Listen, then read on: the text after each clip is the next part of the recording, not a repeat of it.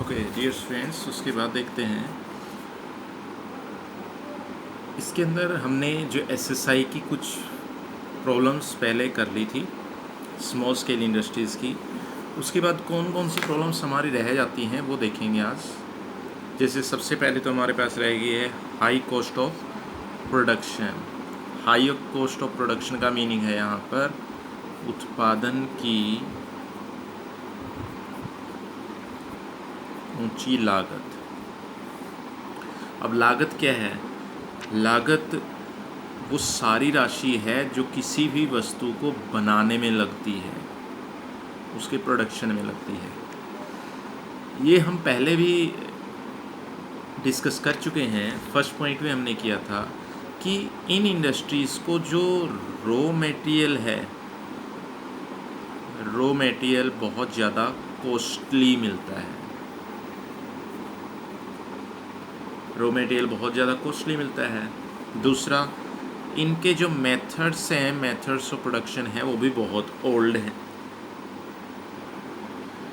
तो ये कहता है कि इनकी जो कॉस्ट है, प्रोडक्शन की जो कॉस्ट है, वो बहुत ज़्यादा पड़ जाती है। जो कॉस्ट ऑफ प्रोडक्शन वो बहुत ज़्यादा पड़ जाती है। और ये भी एक बड़ी प्रॉब्लम इनके सामने आती है। रीज़न ये है कि जो आपकी बड़ी इंडस्ट्रीज़ हैं उनकी कॉस्ट ऑफ प्रोडक्शन हमेशा कम मिलती है। उसका कारण क्या है? उसका कारण ये है कि जो लार्ज स्केल इंडस्ट्रीज़ हैं, लार्ज स्केल इंडस्ट्रीज़ आपकी एक तो एडवांस मशीनरी यूज़ करती हैं, जिसकी वजह से उनका जो कॉस्ट ऑफ प्रोडक्शन है वो कम हो जाता है।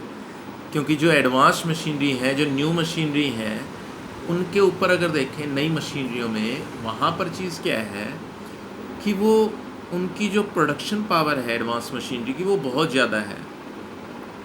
अब दूसरे रॉ मटेरियल की बात, लार्ज स्केल इंडस्ट्रीज जो हैं, लार्ज स्केल इंडस्ट्रीज़ को जो रॉ मटेरियल है वो भी आपका चीप रेट में अवेलेबल हो जाता है।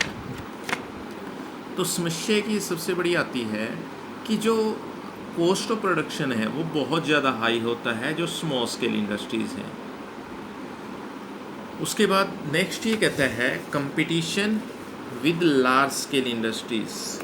अब यहाँ पर ये कह रहा है competition with large scale industries क्या है?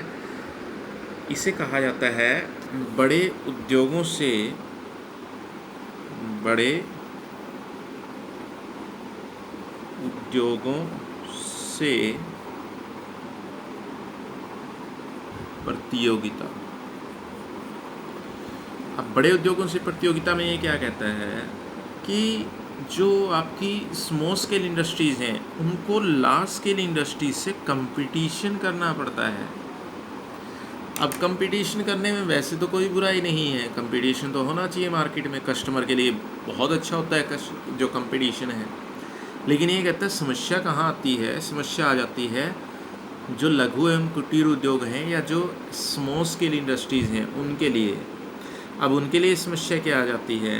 उनके लिए समस्या ये आ जाती है कि जो लार्ज स्केल इंडस्ट्रीज़ हैं, जो लार्ज इंडस्ट्रीज़ हैं,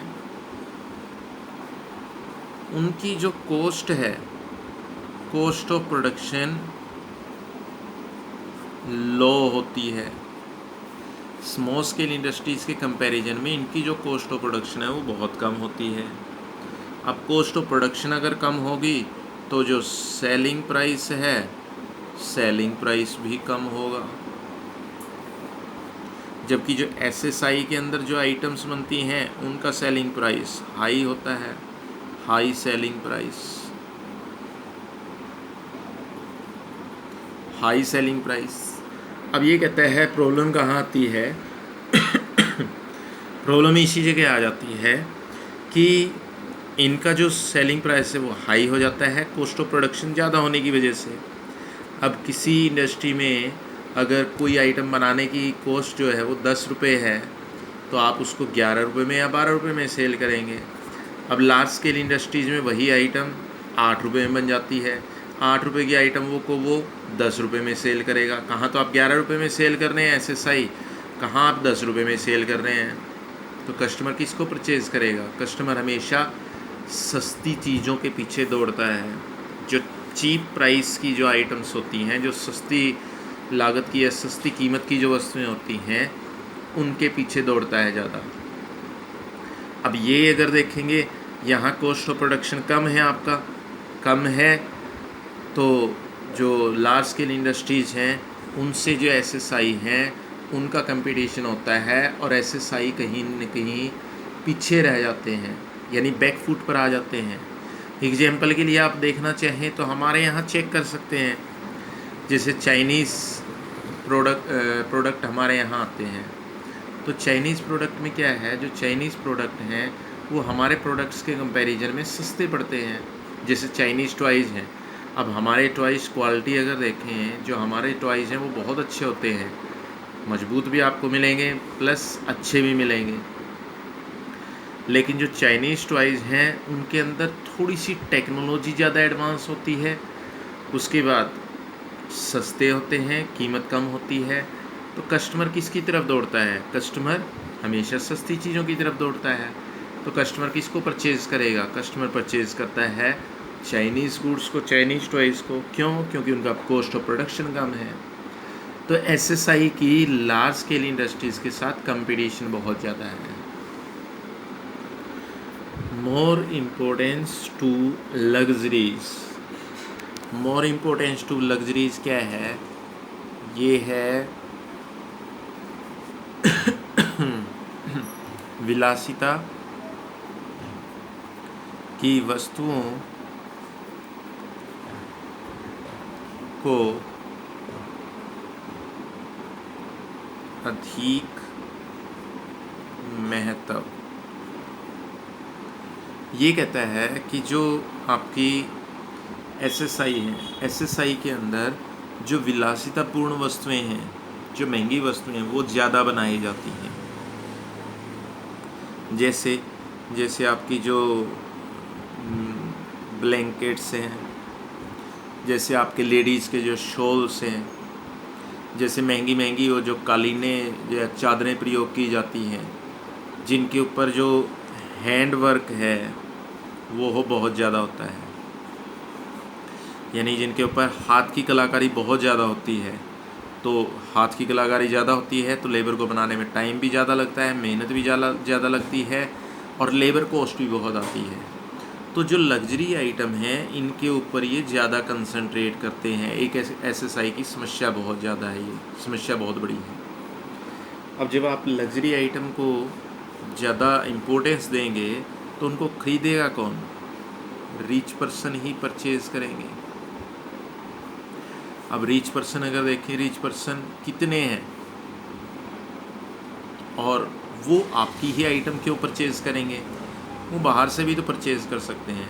तो ये एक सबसे बड़ी समस्या आ जाती है कि हम लग्जरियस आइटम जो है, एसएसआई जो हैं, वो लग्जरी आइटम्स को ज़्यादा इम्पोर्टेंस देते हैं। तो इसकी वजह से इनकी जो इनकम है, जो इनका प्रॉफिट है, वो कम हो जाता है। एक आता है आपका अनएजुकेटेड एंटरप्रेन्योर्स। अनएजुकेटेड एंटरप्रेन्योर्स क्या है? इसे कहा जाता है अशिक्षित उद्यमी। ये कहता है लार्ज स्केल इंडस्ट्रीज़ अगर आप देखेंगे, लार्ज स्केल इंडस्ट्रीज़ हमेशा एजुकेटेड या लिटरेट एंटरप्रेन्योर ही स्टार्ट करते हैं। बड़ी बड़ी डिग्रियां लेने के बाद, बहुत बड़े बड़े प्रोफेशनल कोर्स करने के बाद आजकल तो वो स्टार्ट करते हैं जो लार्ज स्केल इंडस्ट्रीज़ हैं उनको। लेकिन जो स्मॉल स्केल इंडस्ट्रीज़ हैं उनको अनएजुकेटेड एंटरप्रेन्योर स्टार्ट करते हैं। तो अनएजुकेटेड एंटरप्रेन्योर, उनमें समस्या क्या है कि उनको ना तो नई टेक्नोलॉजी की नॉलेज होती है, ना ही नए टूल्स के बारे में उन्हें पता होता है। ना तो नई टेक्नोलॉजी की नॉलेज होती है, ना ही नए टूल्स के बारे में पता होता है उनको, ना ही नए नए प्रोडक्शन मेथड आ रहे हैं मार्केट के अंदर, जो नए नए प्रोडक्शन मेथड्स हैं, ना ही उनका पता होता है। तो रिजल्ट क्या निकलता है? रिजल्ट ये निकलता है कि न्यू प्रोडक्शन मेथड का भी उनको पता नहीं है, नए नए टूल्स का उनको पता नहीं है, नई टेक्नोलॉजी का उनको पता नहीं है। तो रिजल्ट ये निकलता है कि वो कहीं ना कहीं पिछड़ जाते हैं, कहीं ना कहीं वो बैक फुट पर आ जाते हैं, या ये कहें कि जो उनकी इंडस्ट्री है वो उतना प्रॉफिट अर्न नहीं कर पाती जितना उनको करना चाहिए। जो कॉस्ट ऑफ प्रोडक्शन है वो बढ़ती चली जाती है, प्रॉफिट जो है वो कम रह जाता है। तो ये है अनएजुकेटेड एंटरप्रेन्योर्स की प्रॉब्लम। तो ये हमने आज प्रॉब्लम्स की थी। प्रॉब्लम आपकी कंप्लीट हो चुकी हैं जो आपकी कुटीर एवं लघु उद्योगों की है। तो नेक्स्ट हम नेक्स्ट डे में करेंगे।